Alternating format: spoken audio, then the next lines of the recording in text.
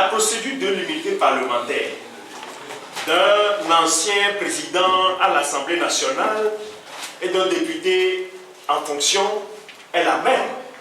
Donc qu'on soit un ancien président ou bien un député à l'Assemblée nationale en fonction, la procédure est la même, telle que prescrite par les dispositions pertinentes de l'article 76 du règlement intérieur de l'Assemblée nationale. Vous savez, ce qui s'est passé hier à l'Assemblée nationale est scandaleux. C'est scandaleux parce que cela s'est passé en présence du commissaire du gouvernement qui se trouvait le ministre de la Justice, garde des Sceaux, qui est un avocat.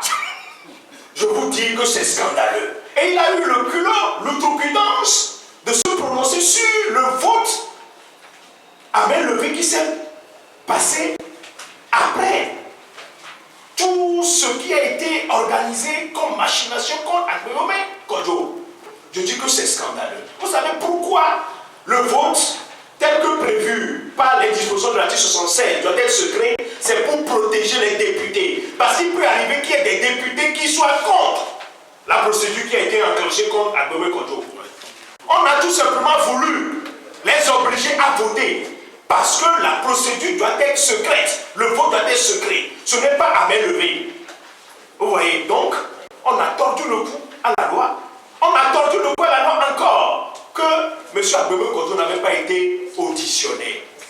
C'est ce qui s'est passé avec les députés de l'ANC à un moment donné de notre histoire. Et c'est ce qui a amené la Cour de justice de la CEDEAO à condamner l'État togolais à réparer la violation qui a été faite.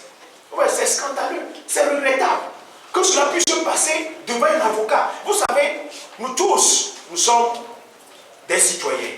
À des degrés divers, nous avons des responsabilités.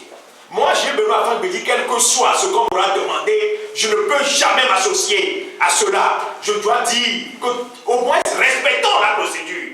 Même si il doit y avoir des combinaisons, des combines, il faut qu'on respecte la procédure. Au Togo, on ne respecte absolument rien. Nous-mêmes, et on l'a dit tout à l'heure, c'est scandaleux, c'est regrettable. Ce que vous avez appris, c'est du non-droit, c'est de la violation récurrente des droits de M. Agbemome et de M. Adja Gérard. Nous avons été au service de renseignement et d'investigation, Maître Pandé Adjaré, Maître Amégan Claude, Maître Abogan et moi-même, nous avons été au service de renseignement pour assister Gérard Adja. Je le dis parce que c'est très important. On nous a séquestrés, on a confisqué nos téléphones. Je crois que c'est vraiment dommage. C'est dommage et je voudrais m'élever contre cet état de choses et m'élever, je le dis publiquement, contre le silence coupable de l'un des avocats du Togo qui, malgré cette situation, ne s'est pas prononcé publiquement. Parce que ce qui s'est passé peut se passer avec n'importe quel avocat. Que Madame le bâtonnier elle-même se trouve dans la situation de Maître Franck Bédi, à un moment donné de son histoire, de l'histoire du Togo, a milité dans un mouvement citoyen comme le CSD, on peut lui faire cela. C'est à cela que je dis non à ce qui s'est passé. C'est inadmissible dans un pays qui se dit état de droit. Je crois que vous, journalistes, ce que je voudrais vous dire, vous faites un travail colossal. Il faut que vous arriviez à porter l'information acquis de droit. Parce qu'on ne peut pas. D'ailleurs, les conditions dans lesquelles M. Agbemome Kodjo a été arrêté est anormal. C'est un ancien président de l'Assemblée nationale, un ancien premier ministre, un président d'un parti politique. On connaît chez lui, on connaît ses mouvements. Normalement, dans un pays qui se dit démocratique, qui se dit respectueux des droits de l'homme, on doit lui avoir délaissé une convocation. Et c'est lorsqu'il n'aura pas répondu à cette convocation qu'on peut envoyer un armada d'agents de sécurité vouloir l'arrêter. C'est normal, c'est dans les mêmes conditions que M. Gérard Adja a été arrêté.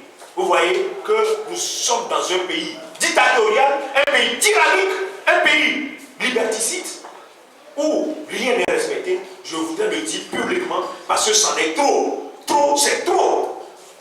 Vous savez, quelqu'un a dit quelque chose. Ce quelqu'un, vous le connaissez très bien. Tout ce qui se passe dans notre pays, c'est de la violence. Et lorsque Gérard, monsieur John Fitzgerald Kennedy, paix à son âme, feu John, président Kennedy, a dit que lorsque vous empêchez les révolutions pacifiques, résolutions violentes. Je crois que ce qu'il faut savoir, c'est que nous avons eu à nous taire jusqu'à ce jour. Mais nous devons parler, nous devons manifester notre désarroi, parce que c'est à ce seul prix que nous pouvons sortir notre pays de l'ornière. Je vous remercie.